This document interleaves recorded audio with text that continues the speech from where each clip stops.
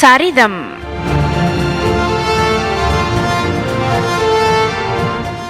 பாகம் 53.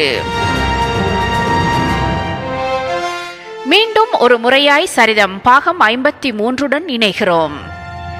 அந்த வகையில் சென்ற வார சரிதம் ஒலிம்பிக் எப்போது எங்கே உருவானது, அதனை உருவாக்கியவர்கள் யார் என்பது போன்ற தகவல்களுடன் இணைத்து ஒலிம்பிக் தோன்றிய வரலாறை இணைத்து தந்தது.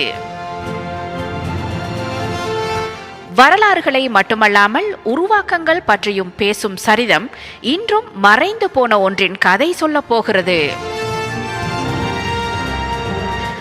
ஆம், உலகை சோகத்தில் ஆழ்த்தி வரலாற்றில் கருத்த புள்ளியாய் 100 வருடங்கள் கடந்தும் இன்றும் எச்சம் சொச்சங்களுடன் பேசப்படும் டைட்டானிக் கப்பல் பற்றி இன்று சரிதத்தில் பார்க்க இருக்கிறோம். இன்றும் கூட எல்லோர் மனங்களிலும் ரணமாய் இருக்கும் இந்த டைட்டானிக் கப்பலின் கதைக்குள் இருப்பது என்ன? உங்களுக்கு தெரிந்தவைகளும் தெரியாதவைகளும் ஒரு புறமாக இருக்க, அறிய வேண்டும் என்ற ஆவல் உங்களில் இருந்தால் வாருங்கள், சரிதம் பாகம் 53 பார்ப்போம், கேட்போம்.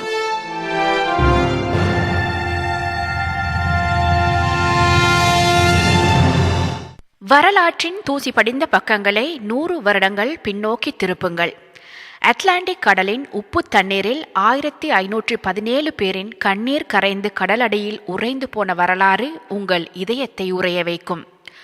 உலகத்துக்கு மாபெரும் காதல் காவியமாக காட்டப்பட்ட டைட்டானிக் வரலாறு காதல் காவியம் என்ற திரைக்கு பின்னால் பலதரப்பட்ட சோகங்களையும் சேர்த்து கடலடியில் புதைத்து கொண்டுள்ளது. இங்கிலாந்தின் சவுத்தாம்ப்டன் நகரிலிருந்து அமெரிக்காவின் நியூயார்க் நகருக்கு கடந்த 1912 ஆண்டு ஏப்ரல் மாதம் 10 புதன்கிழமை இரவு 11:40 மணிக்கு அட்லாண்டிக் பெருங்கடலில் தனது கன்னி பயணத்தை ஆரம்பித்தது டைட்டானிக்.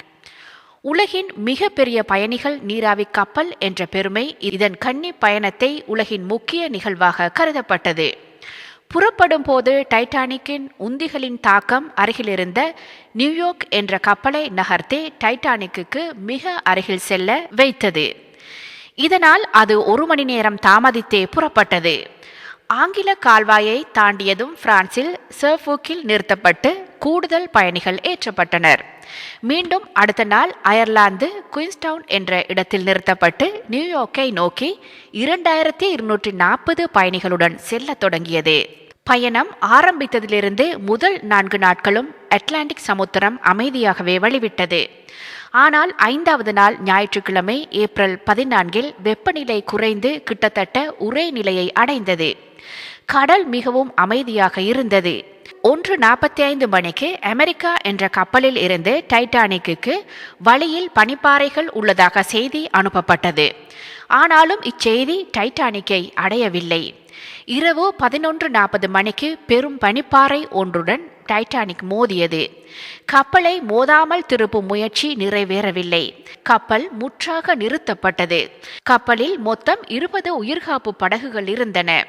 முதலாவது உயிர்காக்கும் படகு முற்பகல் 12:40க்கு இறக்கப்பட்டது. கப்பலில் இருந்து ஆபத்து சமிஞ்சைகள் பல திசைகளிலும் அனுப்பப்பட்டன. அண்மையில் இருந்த சில கப்பல்கள் செய்திகள் அனுப்பின. ஆனாலும் அவை எதுவும் டைட்டானிக்கு அருகில் வருவதற்கு நேரம் போதவில்லை. சரியாக அதிகாலை 2:20 மணிக்கு கப்பல் முற்றாகவே மூழ்கியது. இதில் பயணம் செய்த குழந்தைகள், பெண்கள் 157 பேரும் ஆண்கள் 1360 பேருமாக மொத்தம் 1517 பேர் இறந்தனர். கடலில் விழுந்தவர்கள் கடும் குளிர் -2 பாகை செல்சியஸ் காரணமாக உறைந்து இறந்தனர். உயிர்காப்பு படகுகள் உதவியுடன் குழந்தைகள், பெண்கள் 374 பேரும் ஆண்கள் 332 பேருமாக மொத்தம் 706 பேர் உயிர் தப்பினர். டைட்டானிக் கப்பல் அக்காலத்தில் மிகவும் மேம்பட்ட தொழில்நுட்பத்தை கொண்டு கட்டப்பட்டதாகவும் அது மூழ்கவே முடியாததெனவும் கருதப்பட்டது. இப்படியான ஒரு கப்பல் மூழ்கியது உலகெங்கும் பெரும் அதிர்ச்சியை ஏற்படுத்தியது. கடலில் இருந்த திசை காட்டும் கருவி சரியாக செயல்படாததே விபத்துக்கு காரணம் என கப்பலில் பயணம் செய்த கேப்டனின் பேத்தி லூயிஸ் பேட்டன் தனது புத்தகத்தில் குறிப்பிட்டுள்ளார். டைட்டானிக்கின் 2ஆம் நிலை அதிகாரியான சார்லஸ் லைட்டோலர் என்பவரின் பேத்தி ஒரு எழுத்தாளர். டைட்டானிக் கப்பலுக்கு முன்னால் பனிக்கட்டி மிதப்பதை கண்டுபிடித்து கப்பலை இடது பக்கமாக திருப்பச் சொன்னார்கள். ஆனால் அதை தவறுதலாக புரிந்து கொண்டு வலது பக்கமாக திருப்பிவிட்டார்கள் என சார்லஸ் டைட்டோலர் தன்னிடம் தெரிவித்ததாக 2010 செப்டம்பரில் அவர் எழுதியுள்ள புத்தகத்தில் தெரிவித்திருந்தார். கடல் போக்குவரத்து பாய்மர கப்பல்களில் இருந்து நீராவி கப்பல்களுக்கு மாற்றம் பெற்ற காலகட்டத்திலேயே இந்த அனர்த்தம் விளைந்ததாகவும் அவர் தனது புத்தகத்தில் எழுதியுள்ளார். அக்காலகட்டத்தில் 2 வெவ்வேறான ஒழுங்கமைப்புகள் நடைமுறையில் இருந்தன. ஒன்று நீராவி கப்பல்களில் பயன்படுத்தப்பட்ட ரடர் கட்டளை, மற்றது பாய்மர கப்பல்களில் பயன்படுத்தப்பட்ட டில்லர் கட்டளை. இவை இரண்டும் ஒன்றுக்கொன்று முற்றிலும் எதிரானவை. ஒரு முறையில் வலது பக்கம் திருப்பு என்ற கட்டளை மற்றைய முறையில் இடது பக்கத்துக்காகும். சார்லஸ் டைட்டோலர் இதனை வெளியில் சொல்லாமல் ரகசியமாக வைத்திருந்ததாக லூயிஸ் பேட்டன் தனது குட் ஆஸ் கோல்ட் என்ற தனது புத்தகத்தில் தெரிவித்துள்ளார். உயிர் தப்பியவர்களில் லைட்டோலர் மட்டுமே இதனை தெரிந்து வைத்துள்ளார். டைட்டானிக் கப்பலின் உரிமையாளர் புரூஸ் இஸ்மே இந்த ரகசியத்தை வெளியிட வேண்டாம் என்று அவரிடம் கேட்டுள்ளார். அதிகாரப்பூர்வ விசாரணைகளில் கூட லைட்டோலர் இதனை தெரிவிக்கவில்லை என லூயிஸ் பேட்டன் குறிப்பிட்டிருந்தார். உலோகவியல் துறையில் அதிக அனுபவம் வாய்ந்த பொறியியலாளர்கள் டிம் பாக், ஜெனிஃபர் ஹூப்பர் மெக்கர்டி ஆகியோர் உடைந்த டைட்டானிக் கப்பலின் பாகங்களை ஆராய்ச்சி செய்தனர். சேகரிக்கப்பட்ட தகவல்களின் அடிப்படையில் கப்பலின் அடிப்பகுதியை கோர்ப்பதற்கு பயன்படுத்தப்பட்ட ஆணி தரமானதாக இல்லை என்று தெரிவித்தனர். இதனால் கப்பலின் ஒரு பகுதி மற்ற பகுதிகளை விட உறுதித்தன்மை குறைவாக இருந்திருக்கிறது. இந்த பகுதி பனிப்பாறையில் இடித்ததும் உடைந்து விட்டது என்று தெரிய வந்துள்ளது. மேலும் சமுத்திரத்தின் வெப்பநிலை மிக குறைவாக இருந்ததால் டைட்டானிக்கை அமைக்க பயன்பட்ட இரும்பு வளையும் தன்மையிலிருந்து உடையும் தன்மையை அடைந்தபடியால் தான் கப்பலில் பெரும் சேதம் ஏற்பட்டதாக அறிவியலாளர்கள் கருதுகின்றனர். இதைவிட வெப்ப குளிர் நீரோட்டங்களும் சந்திர ஆதிக்கத்தின் வற்றுப்பெருக்கும் செல்வாக்கு செலுத்தியிருக்கலாம் எனவும் அண்மை காலங்களாக கருதப்படுகின்றன. விபத்திற்குள்ளான கப்பலின் பாகங்கள் 12,000 அடி ஆழத்தில் மண்ணில் புதைந்தன. 1985 ஆண்டு செப்டம்பர் 1 அமெரிக்காவை சேர்ந்த ராபர்ட் பாலட், பிரான்சை சேர்ந்த ஜீன் லூயிஸ் ஆகியோர் மேற்கொண்ட ஆய்வால் கப்பலின் உதிரி பாகங்கள் கண்டுபிடிக்கப்பட்டன. டைட்டானிக் கப்பல் இப்போது கடல் மட்டத்திலிருந்து 12,000 அடி ஆழத்தில் இருக்கின்றது. டைட்டானிக்கில் பயணித்தவர்களின் பல்வேறுபட்ட பொருட்கள் சமுத்திர அடியிலிருந்து மீட்கப்பட்டுள்ளன. கேப்டனின் சிகரெட் பெட்டி தொடக்கம் பேண்ட் வாத்திய கலைஞர்களின் வயலின் வரை கண்டுபிடிக்கப்பட்டுள்ளன.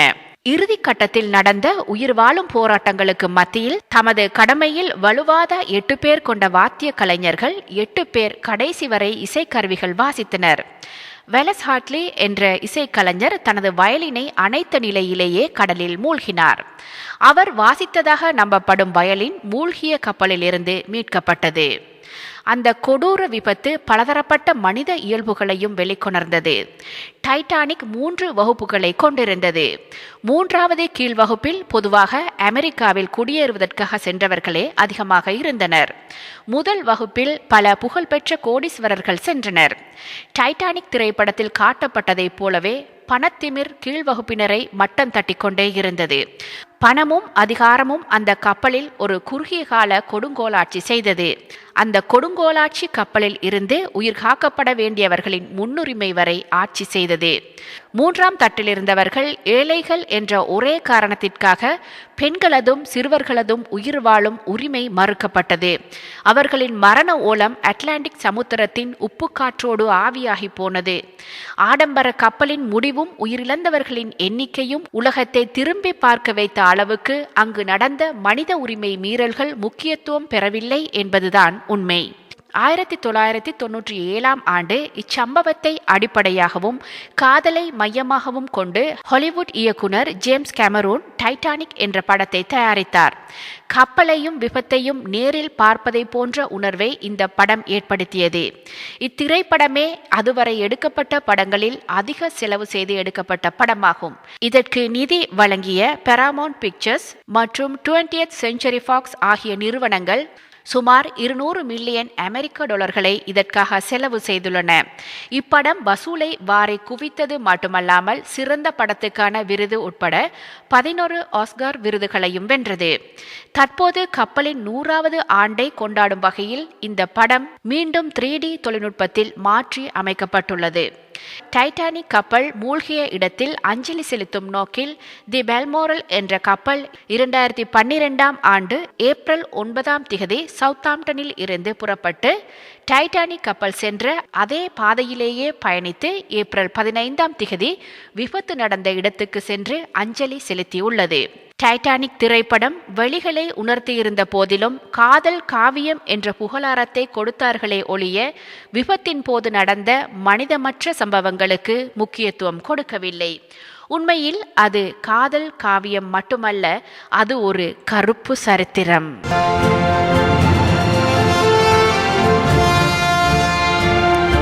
சரிதம் நிறைவு காண்கிறது. டைட்டானிக் கப்பலின் சில பகுதிகளோடு சரிதம் கேட்டீர்கள். மீண்டும் அடுத்த வாரத்தில் இன்னொரு சரிதத்தோடு சந்திப்போம்.